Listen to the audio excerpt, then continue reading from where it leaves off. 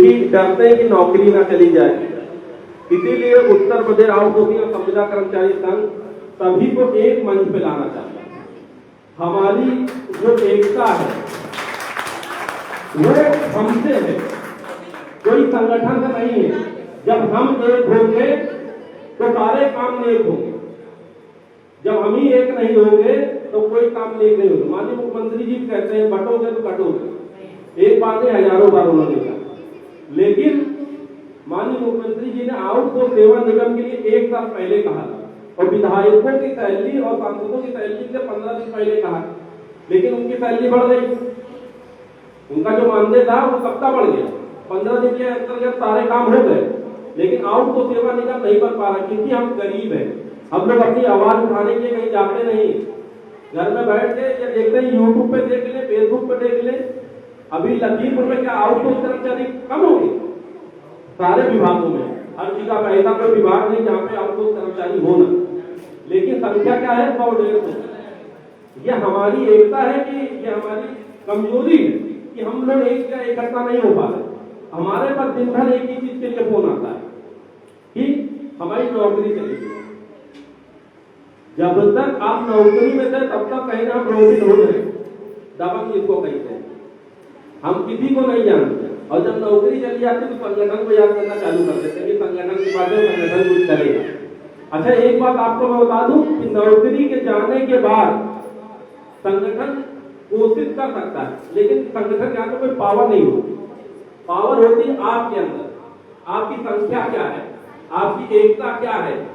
आप जब एक रहेंगे तो किसी की हिम्मत नहीं है आपको उस जगह से हिला दे। अभी बरेली में सफाई कर्मचारियों ने आंदोलन किया हमारे नेतृत्व में, अभी 3 दिन से आंदोलन चल रहा था, कूड़ा सबके घर पे फैला दे रहे, समझ रहे हैं। सरकार ने तुरंत अपर सचिव ने सीधे आदेश दिया कि इनका भैया वेतन बढ़ाओ तो ये कूड़ा तुम्हारे घर पे फेंक के चले जाए। ये उनकी एकता है। तो हमारी एकता क्या है? ये जो सामने बैठे हैं सभी, ज्यादा संख्या नहीं है हम, क्योंकि हमारी एकता में कमियां हैं। हम लोग हम लोग जो है क्या कहते हैं कि लोगों से कहते हैं कि हमारे अधिकारी जो है उनका चाहे 6,000 रुपया दे, हम नौकरी करने तैयार। बहुत सारे आउटसोर्स कर्मचारी ये बात कहते हैं कि हम जो है साहेब से गद्दारी ना करो, चाहे जिससे गद्दारी, चाहे अपने घर से गद्दारी करके चले आओ, समझो। साहेब रात को 12 बजे बुला रहे हैं तो वो सीधे भागते भागते चले जाएंगे, उनको दिक्कत नहीं है कि साहेब को बुला रहे हैं ना।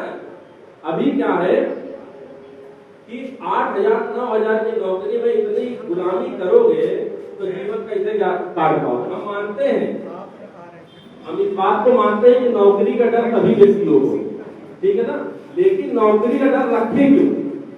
देखिए, माननीय प्रधानमंत्री जी ने कहा बेटी पढ़ाओ बेटी बचाओ, सभी लोग को ये अपने सभी लोग ने सुना होगा। वैसे अभी एक आदेश आया कि जितने भी सिक्योरिटी गार्ड थे उन सभी को हटा दिया। उसमें बेटियां बहुत थी। जब बेटियों को लेकर हम लोग अपर मुख्यमंत्री जी के पास या ब्रजेश पाठक जी के पास, तो वो कहने लगे कि ठीक है हम देखेंगे। और आज 1 साल हो गया देख ही रहे, देखते देखते वो थक गए होंगे, लेकिन हम लोग दिखाते दिखाते नहीं करते, हम लोग हर बात पहुंचाते हैं क्योंकि हमारी संख्या ठीक है। वहां पे जो गार्ड निकाल दिए गए हैं, लेकिन हमको ये नहीं समझ आता कि जब बेटी पढ़ाओ बेटी बचाओ और बेटी को पढ़ा लिखा के एक आउटसोर्स कर्मचारियों की नौकरी मिली, फिर नौकरी छिनाई क्यों गई? एक की गलती की सजा का पूरे लोगों को दी जा सकती है। एक वहां पे कांड हो गया था, एक गार्ड ने गलत कार्य कर दिया था, क्या एक की गलती सभी को दिया जा सकता है? आप इस बात को समझिए कि एक विधायक या एक सांसद, अभी जैसे पेपर लीक हो गया, सभी लोग जानते हैं पेपर लीक के चक्कर में आंदोलन हुआ, क्या उनके चक्कर सभी मंत्रियों को सभी विधायकों को हटा दिया सकता है? नहीं हटाया जा सकता ना। तो ये किस तरह से तर्क दिया गया कि एक की गलती की सजा पूरे उत्तर प्रदेश में जितने भी गार्ड थे सभी को हटाने के लिए कह दिया गया।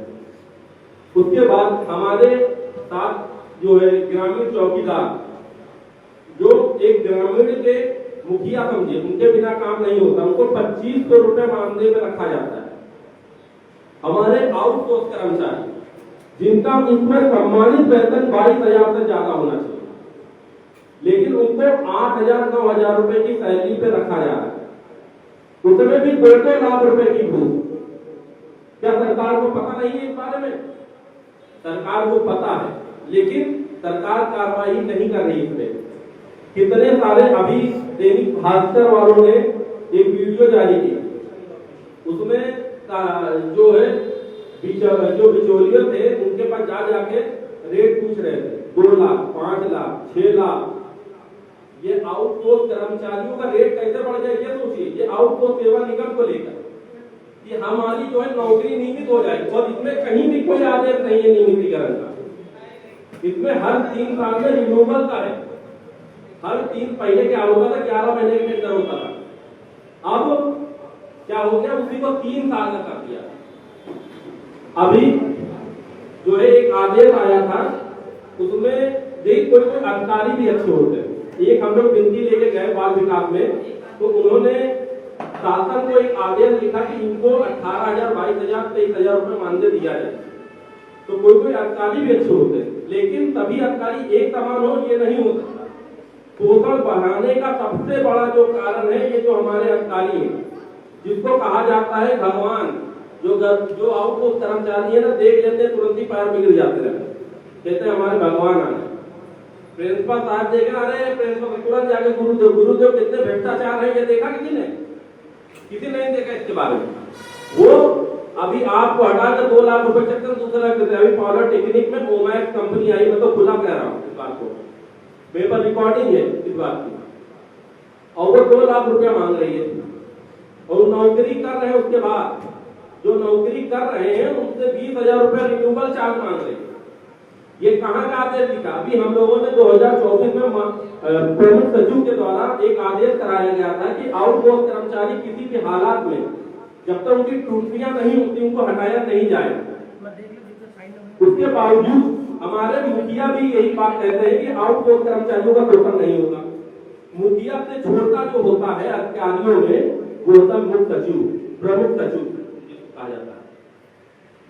उसने भी यही बात कही कि भाई आउटसोर्स कर्मचारियों को हटाया नहीं जाएगा, लेकिन ये ठेकेदार और ये जो अधिकारी हैं ये सब मिलकर इन सभी कर्मचारियों को हटाया जाता है।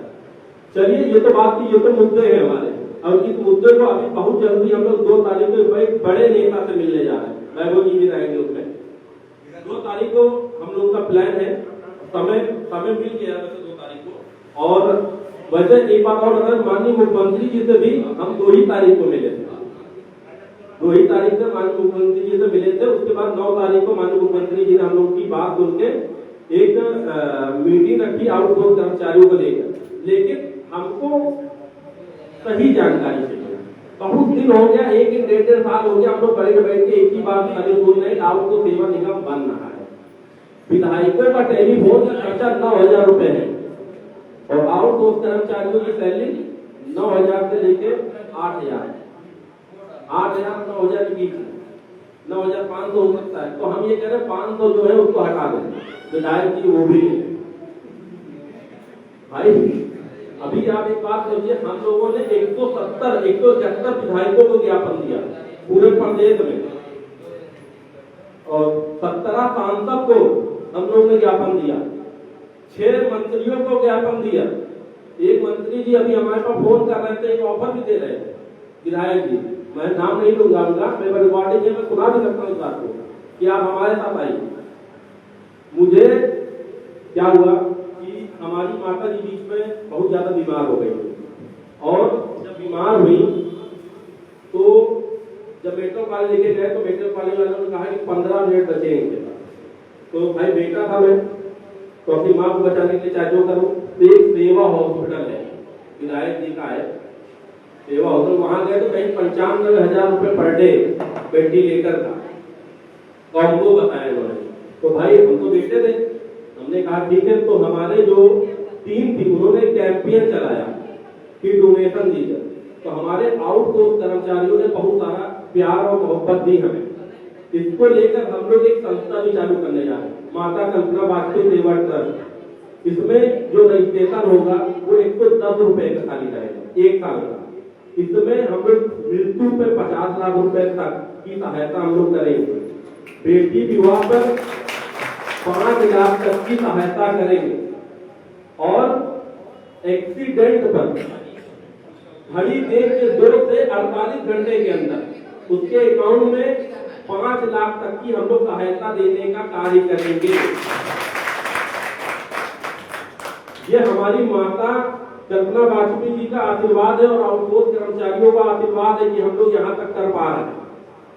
कार्य बस थोड़ा होने वाला, वेबसाइट तैयार हो जाए जैसे ये लॉन्च कर देंगे और इसमें किसी से भी व्यक्तिगत पैसा नहीं लिया जाएगा। जो भी रहेगा उसका रसीद रहेगा, अपना वेबसाइट पे जाके डाउनलोड करें। 110 रुपया खाली सालाना है। इसके सिवा आपको जब हम लोग किसी की बेटी का विवाह हुआ या कोई भी चीज हुई तो एक कैंपेन चलाएंगे। जैसे कि हम 100 लोग बैठे हैं, 100 लोगों के जेब में 1 रुपया है, लेकिन एक व्यक्ति के जेब में 1 रुपया रहने से मतलब 1 ही रुपया हुआ। लेकिन 100 व्यक्ति 1-1 रुपया एक व्यक्ति दे देंगे, कितना रुपया हो जाएगा? अभी हमारे साथ व्हाट्सएप ग्रुप के माध्यम से 1,11,000 व्यक्ति जुड़े हैं। सोशल मीडिया पर 2.5 लाख से ज्यादा फॉलोअर है। तो हम ये चाह रहे हैं कि क्यों नहीं हम लोग आउटसोर्स और संविदा कर्मचारियों को ही लेकर एक इनकी ऐसी रणनीति बना दी जाए कि सरकार भी झुक जाए कि हाँ ये लोग मजबूत है अपना है। इसमें हम वैभव जी को और कावा संगठन को ये बात कहना चाहता हूँ कि सब लोग सहयोग करें। और क्योंकि एक बात मैं इस बात कहना चाहता हूँ, यहाँ जितने लोग भी बैठे इस बात की मैं गारंटी दे रहा हूँ पत्रकार महोदयों को छोड़कर कि किसी के जेब में 10,000 रुपया नहीं होगा, क्योंकि परिस्थिति वही है। 8,000 रुपए वाली परिस्थिति है हम लोगों की, लेकिन 8,000 वाले 50 रुपया तो दे ही सकते खुशी से। किसी की बेटी का विवाह करना हो तो कोई लोग भी 50 रुपया दे देगा, क्योंकि अगली बारी आपकी भी होगी। तो इसको लेकर हम लोग ये पूरी एक कमेटी बना रहे हैं और हम लोग अपनी प्रमुख 3 मांगे रखे जो 2 तारीख को भी दी जाएगी। एक बहुत बड़े नेता हैं, प्रमुख भी रह चुके हैं, उनसे मिलकर हम लोग 60 साल की नौकरी की सुरक्षा, समान काम का समान वेतन और जो हमारे आउटसोर्स सेवा निगम बन रहा है इसको तत्काल रूप से लागू किया जाए। ये 3 मांगे हम लोग लेकर जाएंगे। अब इसी बात को लेकर विराम देता हूँ अपनी वाणी को और वैभव जी से विनती करूंगा, वैभव जी बात करें।